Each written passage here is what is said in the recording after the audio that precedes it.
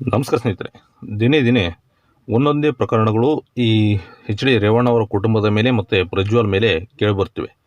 ಸ್ನೇಹಿತರೆ, ಈ ಒಂದು ಆರೋಪಗಳನ್ನು ಈಗಾಗಲೇ ಸರ್ಕಾರ ತನಿಖೆ ಹಂತದಲ್ಲಿ ಇರಿಸಿದೆ.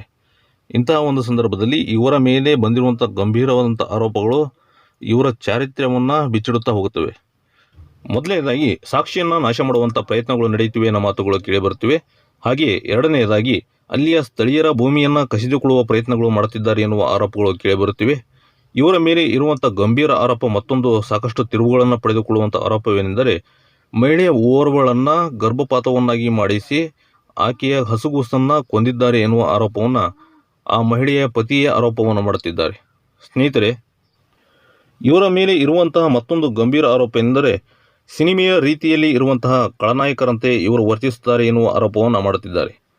ಸ್ನೇಹಿತರೆ, ಯಾವುದೇ ವ್ಯಕ್ತಿಯಾಗಿರಬಹುದು ಅಥವಾ ಪಕ್ಷವಾಗಿರಬಹುದು, ದಯವಿಟ್ಟು ನೀವ್ಯಾರೂ ಸಹ ಅವಕ್ಕೆಲ್ಲ ಕಟ್ಟುಬಿದ್ದು ಹೋಗಬಾರದು. ಏಕೆಂದರೆ ನೀವು ಏಳಿಗೆಯಾಗದ ಹೊರತು ದೇಶ ಏಳಿಗೆಯಾಗಲು ಸಾಧ್ಯವಿಲ್ಲ. ಅವರು ಕೊಡುವಂತಹ ಚಿಲ್ಲರೆ ಕಾಸಿನಿಂದ ನಮಗೆ ಪಕ್ಷ ದೊಡ್ಡದಾದಂಥ ಅನುಕೂಲವನ್ನೇ ಮಾಡಿಕೊಟ್ಟಿದೆ ಅಂತ ಹೇಳುವುದು ಮೂರ್ಖತನದ ಪರಮಾವಧಿ. ವಾಸ್ತವವಾಗಿ ರಾಜಕೀಯ ನಾಯಕರುಗಳ ಆಸ್ತಿಯನ್ನು ಲೆಕ್ಕವನ್ನು ಹಾಕುವುದು ಅಷ್ಟು ಸುಲಭದ ವಿಚಾರವಲ್ಲ. ಇವರು ಸರ್ಕಾರದ ಕಣ್ಣಿಗೆ ಮಣ್ಣೆರಚಿ ಆಸ್ತಿಗಳನ್ನು ಬೇಕಾದಷ್ಟು ಮಾಡಿದ್ದಾರೆ. ಇವುಗಳ ಕುರಿತಾಗಿ ಸರಿಯಾಗಿ ಯಾವುದೇ ಇಲಾಖೆಗಳು ಸಹ ಲೆಕ್ಕವನ್ನು ತೆಗೆದುಕೊಳ್ಳುತ್ತಿಲ್ಲ. ಅಂತಹ ಒಂದು ಪರಿಸ್ಥಿತಿ ನೈಜವಾಗಿ ಬಂದು ಒದಗಿದೆ.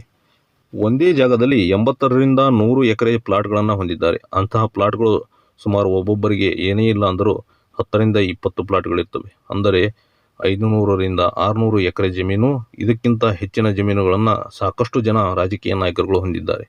ಕೇವಲ ಹೆಸರಿಗೆ ಮಾತ್ರ ರಾಜಕೀಯ ಅಥವಾ ಚುನಾವಣೆಯ ಸಂದರ್ಭದಲ್ಲಿ ಕಡಿಮೆ ಮೊತ್ತದ ಆಸ್ತಿಯನ್ನು ಘೋಷಣೆ ಮಾಡಿಕೊಳ್ಳುತ್ತಾರೆ.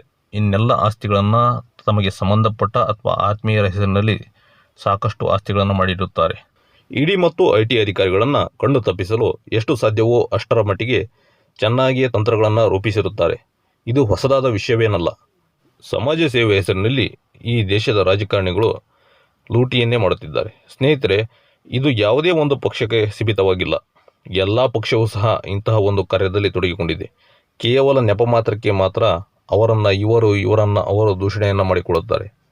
ಇವನ್ನೆಲ್ಲ ನಂಬಿಕೊಳ್ಳುವ ನೀವೆಲ್ಲರನ್ನು ಅಥವಾ ನಮ್ಮೆಲ್ಲರನ್ನು ಮೂರ್ಖರನ್ನಾಗಿ ಮಾಡುತ್ತಾ ಬರುತ್ತಾರೆ. ಸ್ನೇಹಿತರೆ, ರಾಜಕಾರಣಿಗಳ ವಿರುದ್ಧ ಒಂದು ಕಣ್ಣನ್ನು ಇಟ್ಟಿರಲೇಬೇಕು ಸದಾ ಯಾವಾಗಲೂ.